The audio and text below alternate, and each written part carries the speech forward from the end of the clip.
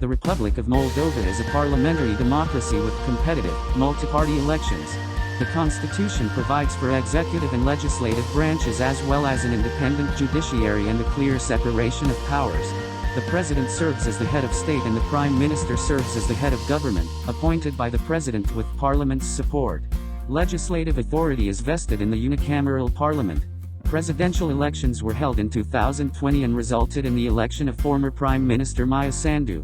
Elections observers from the Organization for Security and Cooperation in Europe noted in their preliminary findings that fundamental freedoms of assembly and expression were respected, but divisive campaigning and polarizing media coverage hindered voters' access to quality information.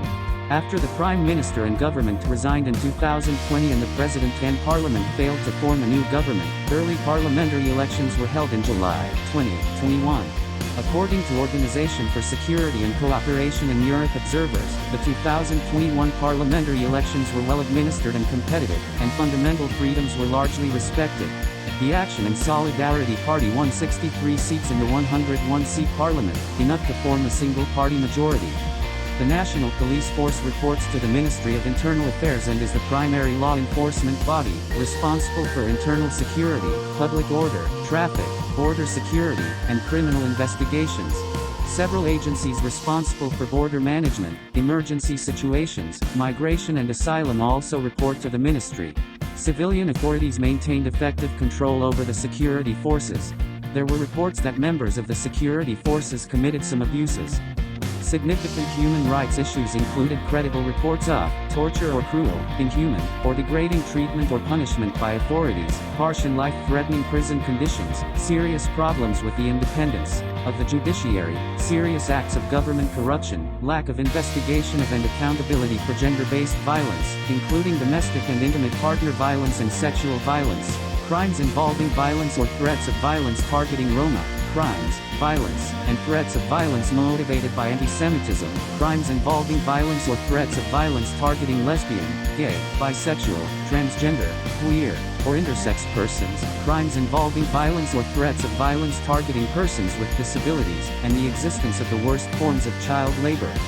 While authorities investigated reports of human rights abuses and corruption committed by officials, the process was slow and burdensome. During the year, authorities indicted and detained several former high-level officials including former President Igor Dodon, former Member of Parliament Vladimir Andronici, Shore Party Member of Parliament Marina Tauber and former Director of Moldovan Railways Anatoly Topila. None of these cases resulted in conviction by a court at year's end. Authorities took some steps to identify, investigate, and prosecute officials for human rights abuses, but progress was slow.